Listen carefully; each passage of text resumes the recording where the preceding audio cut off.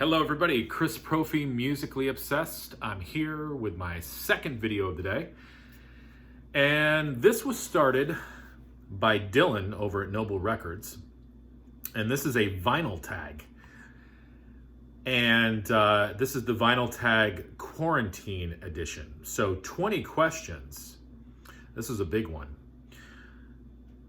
Looking through all of our collection. So today I'm pulling out some vinyl, I'm pulling out some CDs, and I'm pulling out some cassettes. So I got a little bit of everything to answer these 20 questions. So this could be a little bit longer of a video, but like Dylan was saying, what's great about these vinyl tags is that we really get a chance to see collections. We get to look deep into collections, and we really get to know the type of person that we all are in the VC and what we are bringing to the VC table. So this is going to be fun. This is going to be interesting. I'm looking forward to watching more of these vinyl tags. Quarantine Edition. All right, so question one, favorite, or not a favorite, but just a record from our home state. Well, I live in New York, and I chose Anthrax from New York City. The New York City thrash band. This is their Armed and Dangerous album that came out on Megaforce Records in, I want to say, let's see, 85 possibly? Let me look. Now I'm just guessing. I thought I did my homework. 85, I was right. There's that silver Megaforce label. Love Anthrax, classic early Anthrax album. All right, question two, an album that we highly recommend. Well, this is a band that I have just recently gotten into, and the band is ELO. And this album, you all know it already. It was new to me though over this last year. Out of the blue. This came out in 77 on Jet Records.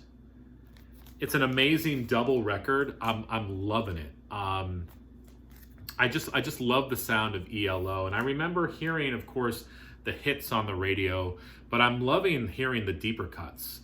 And this is just this album to me is phenomenal. And I know it's not a new album, and I know I'm really late to the ELO party, but I'm digging this album a lot. I would highly recommend it if you are just looking for some classic rock from the 70s.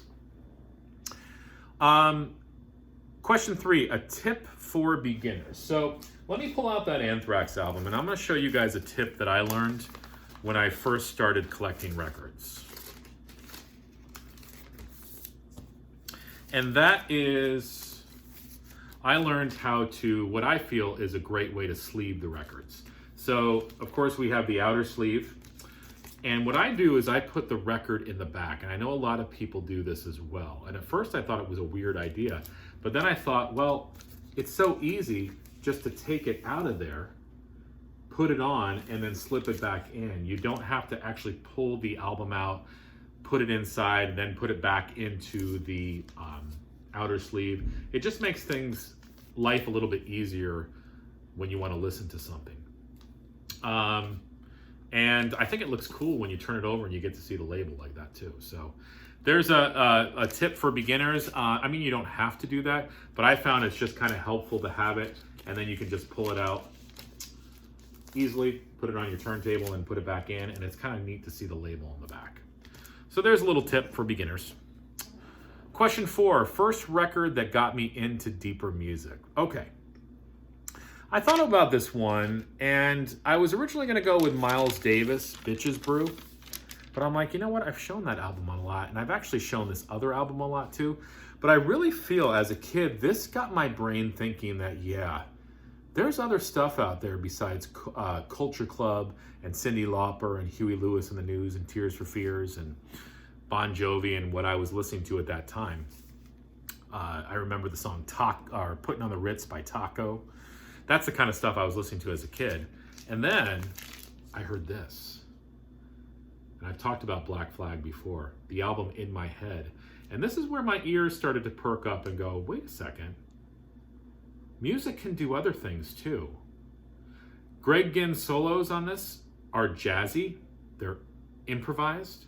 They're all over the place. There's different vocal effects on the songs, different song structures, different themes, different lyrical themes. The artwork, just everything about it showed me that, hey, music can be so much more. You just got to give it a chance. You got to seek out some of those other bands. So I think this album got me thinking that, yeah, I want to kind of dig a little deeper. Question 5, an obscure record people may not know about. Well, I've got one for you. This band, Cruel Frederick. This is their album, Birth of the Cruel. And I also have their album, We Are the Music We Play. These both came out on SST. And I had never heard of these guys. Maybe you guys had. Basically, what they are is they are a jazz band on the SST label. So, yeah, I mean, if you are into sort of traditional jazz, they do a little avant-garde jazz, a little bit of everything. Check these guys out. I had never heard of them. Have you heard of them? I don't know. Some kind of obscure albums, right? I'm sure Dylan has even more obscure albums.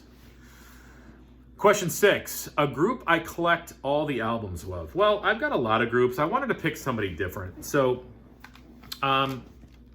these are my CDs of King Crimson. So, yeah, I've got In the Court of the Crimson King, In the Wake of Poseidon, Lizards, Islands, Lark's Tongues and Aspic, Starless and the Bible Black, Red, Discipline, Beat, Three of a Perfect Pair. I just want to make sure I say these the right way. Thrack, The Construction of Light, and The Power to Believe. I believe that that's all their studio stuff. Correct me if I'm wrong, but love King Crimson. I've actually been thinking about doing a video on them as well. A band whose second album is better than the first. Dead Kennedys, Plastic Surgery Disasters. This album followed their first album, Fresh Fruit for Rotting Vegetables. I like this album so much better. This is classic punk. Great stuff. It just shows how brilliant the Dead Kennedys were. And if you've got someone like Jello Biafra on lead vocals, you know, you've got everything. Question 8, Whack-A-Mole. Oh, geez. This is going out to Mazzy. So basically what I'm going to do is close my eyes and reach back here and pick an album out and show you guys. And I don't know what album I'm going to pick out, and then I got to talk about it. So, all right, so I'm closing my eyes. And let's see. Well, obviously this is the beginning of my collection. Let's see here. I'm just going to pick maybe something from right over here. All right, let's see what I got. Oh, Miles Davis, Early Minor. This was a record store day release from this past record store day and Black Friday 2019. This is an awesome, awesome album. What do you have on here? You have Splashdown, Early Minor on side 1, and then side B has The Ghetto Walk. So these are rare Miles songs from the Complete in a Silent Way collection. So yeah, I definitely jumped on that because I love the album In a Silent Way. So maybe to hear some rare unreleased stuff, definitely jumped on that. And really, Miles is looking pretty awesome on the front cover too. All right, next. Question 9, an album I've listened to the most. I've shown this one before, but this is an album that I listen to so much. Slayer, South of Heaven. This is Slayer's best album in my opinion.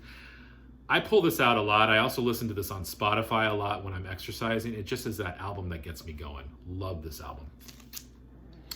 An album with a crazy story. I had to think about this one for a second. And I remembered when I picked up Wings Over America. This is their triple live album. Now here's the story behind this one. I picked this up at a yard sale for a real good price. Brought it home, I was cleaning the records, and realized that there was a duplicate of one of the albums. It's got 3 albums in it. Well, I didn't have album 3, I had 2 of album 2. I'm like, how the heck did that happen? So I'm like, well, I need an album 3. So I looked on Discogs, and I found some guy who was selling this cheap because album 1 and album 2 were kind of messed up quality-wise, but he said album 3 was like near mint. So I was like, perfect, because that's the album I need. So I bought it, and you know, pretty much then I had album 3. But I thought that was really strange that this would have been pressed and released. It must have, obviously it was a mistake to have 2 of album 2 in it. But I ended up fixing the problem, and now I have a complete Wings Over America. All right, question 11. Your collecting pet peeves. Well, one of them, and again, I'm not really a vinyl snob, but one thing that kind of annoys me is paper sleeves. I use the MoFi inner sleeves, the anti-static sleeves. I really don't like those paper sleeves. It just, the sound of taking the album out and putting it back in, it's like this scraping sound. I don't know, that's just a pet peeve of mine. I really like the MoFi, you know, anti-static inner sleeves. And again, I am not a vinyl snob, but I definitely prefer those over the paper sleeves. All right, I keep trying to balance my notes here.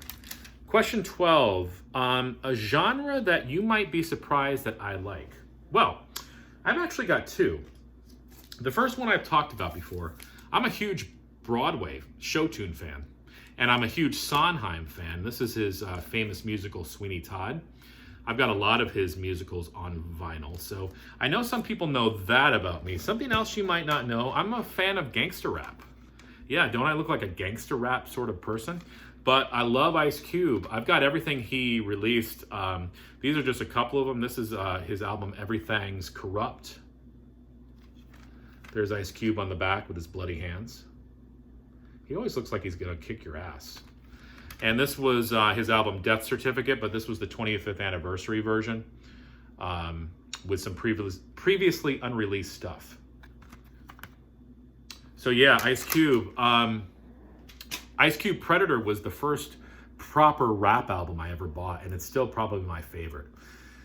If I was gonna pick a second favorite album in the hip-hop rap category, I'd probably pick Public Enemy's Fear of a Black Planet. That's another great one. All right, question 13. A record from 1974, the year I was born. Joni Mitchell, Court and Spark. Love this album. 1974. I mean, you've got Help Me on here. You've got Free Man in Paris. You've got The Same Situation. Raised on Robbery, which is awesome. Twisted. Just a great album. All right, next.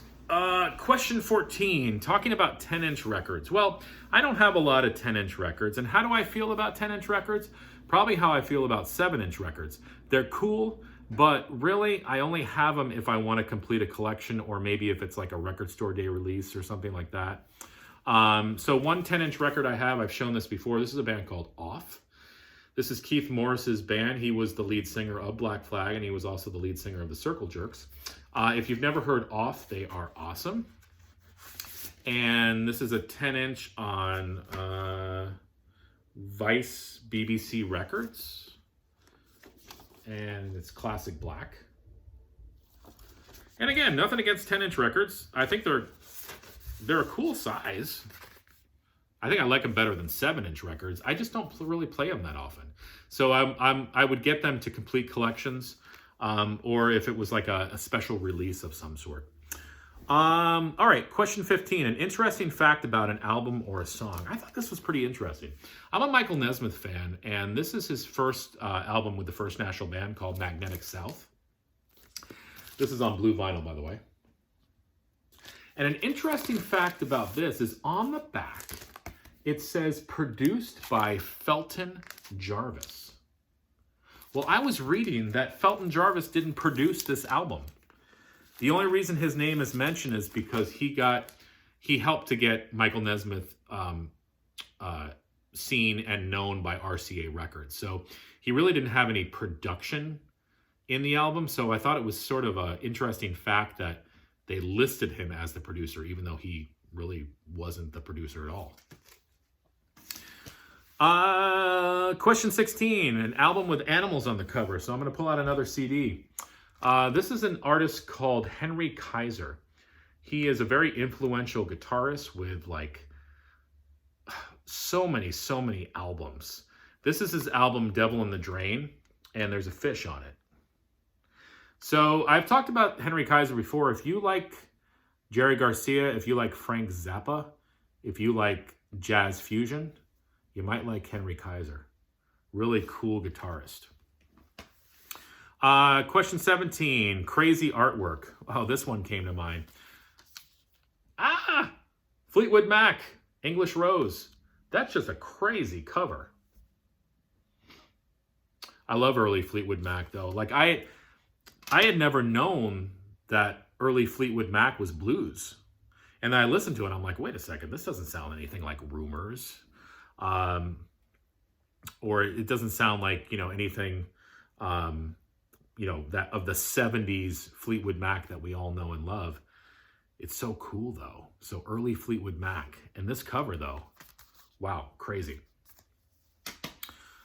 Stevie Nicks is definitely not singing on that album. Question 18, really good album for cheap. Well, here I'm going to pull out a cassette. I've talked about this band before. This is a band called Slovenly. I think I picked this album up for like $1. And this is awesome. This is on the SST label. Slovenly is great. This is their album Highway to Hanos that came out in 1992. And if you don't know who Slovenly is, there's that SST catalog.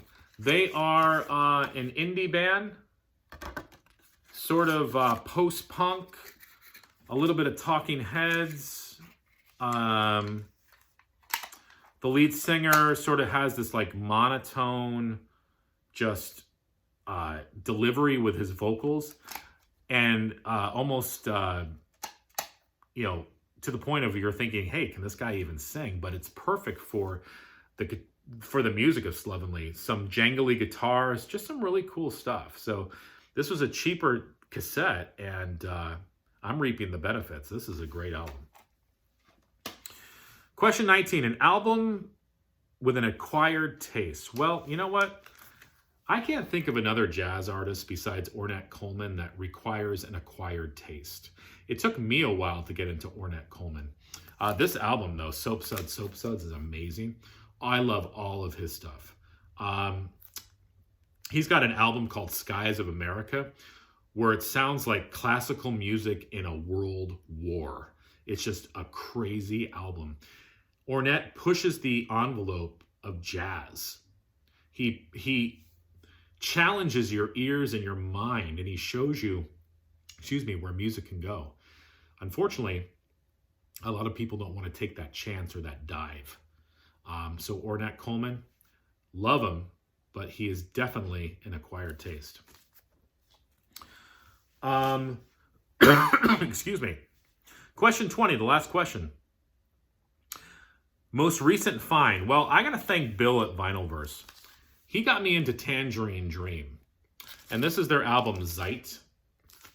This is, let's see. What label is that? Oh, Virgin. Look at that. And this came out in 1971. Tangerine Dream. These guys I actually could have put for question 19 as well for an acquired taste. This album, when I put it on, it reminds me of, I hear a little Alan Parsons in it. I hear Pink Floyd, Ummagumma. So yeah, it's sort of got that experimental noise, spacey vibe to it. It's really cool, but it's one of those albums that you have to put on and just sort of disappear into it. It's sort of trance-like almost. Really cool stuff. I would not have known about Tangerine Dream if it wasn't for Bill over at Vinylverse. I'm thankful that he introduced these guys to me. And like I said, this is a really cool album. So think Pink Floyd Ummagumma.